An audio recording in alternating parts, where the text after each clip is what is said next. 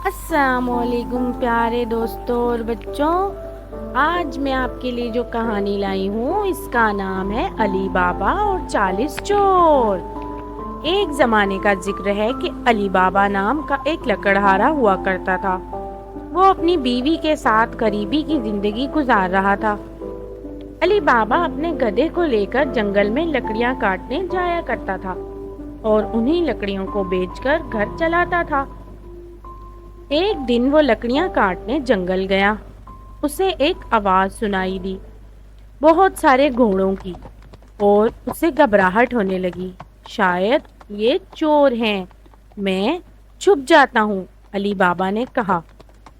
گدھے کو جھاڑیوں میں چھپا کر علی بابا پیڑ پر چڑھ گیا۔ سارے لوگ اس پیڑ کے نیچے آ کر رکے۔ علی بابا ان لوگوں کو گننے لگے۔ وہ 40 لوگ تھے۔ ان لوگوں نے کچھ بھاری سامان اپنے گھوڑوں سے اتارا۔ علی بابا سمجھ گیا کہ وہ چور ہیں۔ ان کا مالک ایک بڑے سے پتھر کی طرف گیا اور چلایا، کھل جا سم سم۔ تو کچھ عجیب سا ہوا۔ وہ بڑا سا پتھر ہٹ گیا اور سامنے ایک غار کا دروازہ نظر آیا۔ سب چور ایک ایک کر کے اپنے سامان کے ساتھ اندر جانے لگے۔ آخری چور کے جاتے ہی وہ پتھر پھر سے اپنی جگہ آ گیا۔ علی بابا کو یقین نہیں ہوا، پر تھوڑی دیر میں وہ پتھر پھر سے ہلا اور سارے چور باہر آ گئے۔ مالک باہر آیا اور پھر سے چلایا، بند ہو جا سم سم۔ اس پتھر نے راستہ بند کر دیا اور سارے چور اپنے گھوڑوں پر سوار ہو کر وہاں سے چلے گئے۔ علی بابا نیچے اترا اور سیدھا اس پتھر کی طرف گیا۔ اس نے بھی وہی الفاظ دہرائے جو چوروں کے مالک نے کہے تھے، کھل جا سم سم۔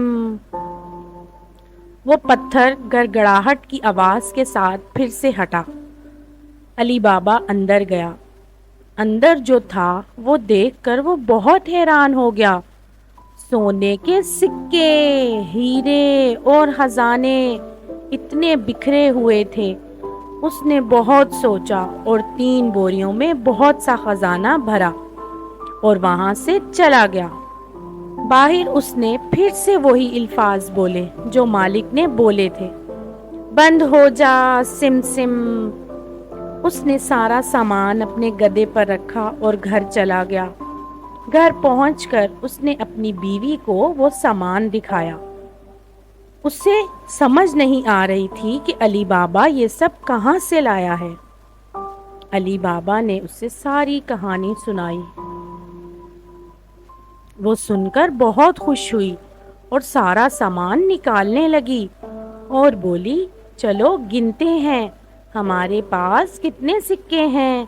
نہیں، ایک گڈھا کھودو اور ہم اس کو گڈھے میں چھپا دیتے ہیں۔ علی بابا نے کہا، تم گڈھا کھودو، میں تمہارے بھائی قاسم سے ناپنے کے لیے برتن لے کر آتی ہوں۔ علی بابا کی بیوی نے کہا۔ علی بابا کا بھائی قاسم بہت امیر تھا پر لالچی تھا۔ وہ کبھی بھی علی بابا کی مدد نہیں کرتا تھا۔ اس لیے علی بابا نے اپنی بیوی کو بولا، سکوں کے بارے میں کسی سے کچھ مت کہنا۔ علی بابا کی بیوی قاسم سے ناپنے کے لیے برتن لینے گئی۔ قاسم کو دال میں کچھ کالا لگا تو اس نے پوچھا، تمہیں کیوں چاہیے ناپنے کا برتن؟ اس نے علی بابا کی بیوی سے پوچھا۔ علی بابا کی بیوی نے قاسم سے جھوٹ بولا۔ قاسم کو اس کی باتوں پر یقین نہ ہوا۔ اس نے چپکے سے برتن کے نیچے شہد لگا دیا۔ اسی برتن میں سونے کے سکے ناپنے لگے دونوں، پھر سارے سکے دفنا دیے۔ اس کے بعد علی بابا کی بیوی قاسم کو اس کا برتن واپس کرنے گئی، پر اس نے دیکھا ہی نہیں کہ برتن کے نیچے سونے کے سکے چپک گئے ہیں۔ اس نے یہ بہت بڑی غلطی کر دی۔ قاسم کو برتن ملتے ہی اس نے نیچے کی طرف دیکھا۔ سونے کا سکہ دیکھ کر وہ حیران رہ گیا۔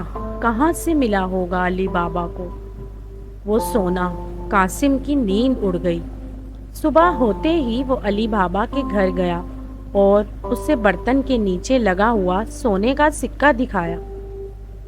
علی بابا، تم سونا خرید تو نہیں سکتے، تو پھر کہاں سے آیا یہ سونا؟ بتاؤ مجھے، قاسم نے کہا۔ علی بابا نے اسے ساری کہانی بتائی تاکہ وہ اس کے بارے میں کسی اور کو نہ بتائے۔ اگر تم مجھے اس جگہ نہ لے کر گئے تو میں چوروں کو بتا دوں گا کہ تم نے کیا کیا۔ نہیں قاسم، علی بابا کو یقین تھا کہ قاسم بتا ہی دے گا، اس لیے اس نے اس جگہ لے جانا پڑا۔ وہ غار اسی پتھر کے پیچھے ہے، اب چلو یہاں سے، وہ چور دوبارہ نہ آ جائیں۔ دونوں واپس گھر آ گئے، لیکن قاسم کا دھیان ادھر ہی تھا۔ وہ ہاتھوں ہاتھ 2 گھوڑے لے کر غار کے پاس پہنچا۔ وہاں پہنچتے ہی اس نے وہ الفاظ کہے جو علی بابا نے اسے بتائے تھے، کھل جا سم سم۔ قاسم کو یقین نہیں آیا، اندر کا نظارہ وہ دیکھتا ہی رہ گیا۔ اتنا سونا دیکھ کر اس کا دماغ خراب ہو گیا۔ جلد بازی میں اس نے اپنے بوروں میں سونا بھرا۔ جب پورے بورے بھر گئے تو وہ باہر نکلنے لگا، پر وہ تو پھر بند پڑا تھا۔ اسے کھولنے کے لیے جو الفاظ بولنے تھے اسے یاد نہیں آ رہے تھے، تو وہ اپنی طرف سے بولنے لگا، کھل جا ٹم ٹم، کھل جا سم سم۔ اس نے بہت سے الفاظ بولے لیکن وہ پتھر نہیں ہٹا۔ وہ بہت گھبرا گیا کیونکہ اسے کوئی راستہ نہیں مل رہا تھا۔ تھوڑی دیر بعد چور غار میں آ گئے۔ انہوں نے قاسم کے گھوڑے کو دیکھا تو وہ بہت حیران ہوئے۔ سارے چوروں نے اپنی تلواریں نکال لیں۔ راستہ کھلتے ہی چوروں نے قاسم کو پکڑ لیا اور اسے سزا دی۔ بہت رات ہونے پر قاسم کی بیوی علی بابا کے گھر پہنچی۔ اس نے علی بابا سے مدد مانگی۔ علی بابا کافی پریشان تھے۔ وہ غار پہنچا تو اس نے قاسم کے گھوڑے دیکھے۔ تب اسے سمجھ آیا کہ قاسم کو چوروں نے مار ڈالا ہے۔ اس نے سب کچھ اپنی بیوی کو بتایا۔ پھر انہوں نے فیصلہ کیا کہ یہ بات وہ کسی کو نہیں بتائیں گے۔ کچھ دن بعد علی بابا اور اس کی بیوی قاسم کے گھر رہنے لگے۔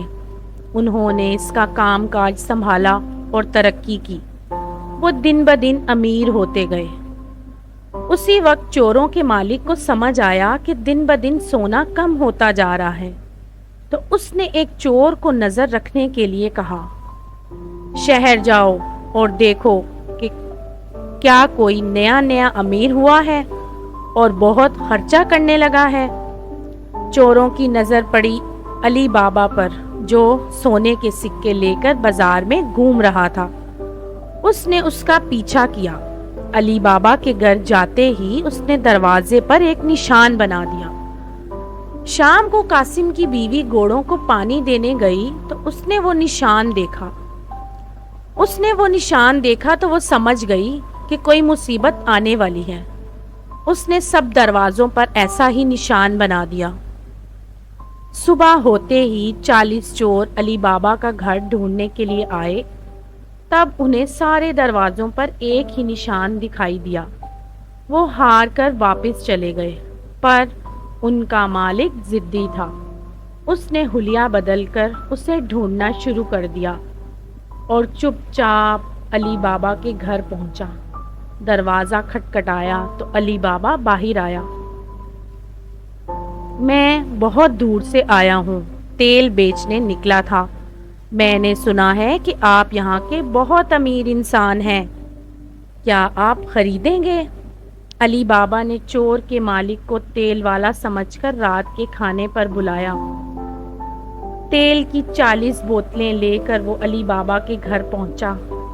علی بابا نے اس کی بہت خاطرداری کی۔ علی بابا نے چوروں کے مالک کو رات رکنے کو کہا اور اس نے خوشی خوشی ہاں کر دی۔ جب سب لوگ کھانا کھا رہے تھے تو قاسم کی بیوی تیل کی بوتلیں دیکھنے گئی۔ اس نے کچھ آوازیں سنی تو اس کو سمجھ آ گیا کہ تیل کی بوتلوں میں تیل نہیں، اس میں چور چھپے ہیں۔ تو اسے سمجھ آیا کہ وہ لوگ کیوں آئے ہیں۔ وہ کچن میں گئی، تیل گرم کرنے لگی اور ہر ایک بوتل میں گرم تیل ڈالا۔ اندر بیٹھے چوروں کی حالت خراب ہو گئی اور وہ کچھ نہیں کر سکے۔ رات کو سب کے سونے کے بعد سردار چوروں کے پاس آیا۔ اب نکل آؤ۔ کسی نے جواب نہ دیا تو اس نے دوبارہ آواز لگائی۔ سو گئے ہو کیا؟ اس نے پھر بولا۔ جب اس کو کوئی جواب نہ ملا تو اس نے ایک بوتل کا ڈھکن اٹھا کر دیکھا۔ اس نے جو دیکھا وہ دیکھ کر ڈر گیا اور وہ بھی نہ پکڑا جائے اس ڈر سے وہ بھاگ گیا اور کبھی واپس لوٹ کر نہ آیا۔ اگلی صبح قاسم کی بیوی نے سب کو بتایا۔ اب وہ بنا چوروں کی پرواہ کیے بغیر ہنسی خوشی زندگی گزارنے لگے۔ تو دوستو، اگر آپ کو یہ کہانی پسند آئی تو میرے چینل کو لائک اور سبسکرائب ضرور کیجیے گا۔